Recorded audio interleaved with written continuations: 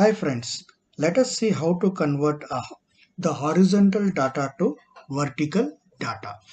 I have the year data 2018 to 2020 and the students admitted in those years, just as an example.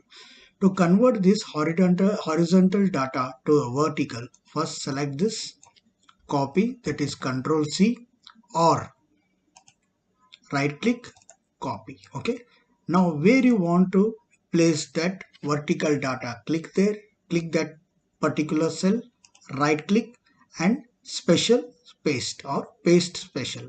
Click on that, you will be getting a new window. Click on transpose and click OK. Now this will convert from horizontal to vertical. Now similarly, to convert the vertical data from horizontal, copy that, select the cell where you want to have the horizontal data, right click, paste special, transpose, OK. So this is how you convert horizontal to vertical and vertical to horizontal.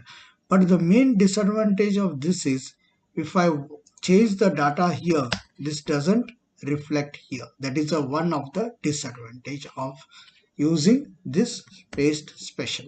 Okay, to overcome this, we need to use some other commands or the formulas. Let us see that. Let us use transpose array equal to transpose. You can see here that as been selected, which converts a vertical range of cells to horizontal range or vice versa. So we will be using that formula. So bracket open, it is asking me to select an array. I am selecting this one, bracket close and enter. Okay, but we can see here it is not displaying the value. So go to the formula bar and click F9. Okay, we can see all the data. Since we can't put all the data in one particular cell, so that is the issue with this. Because transpose is an array formula, we need to highlight the area first. So to overcome this disadvantage, what we have to do now, first we need to select an area, okay, the space. Okay, after this, now I am writing the same formula once again. Bracket open, selecting the area and bracket close. Now we should not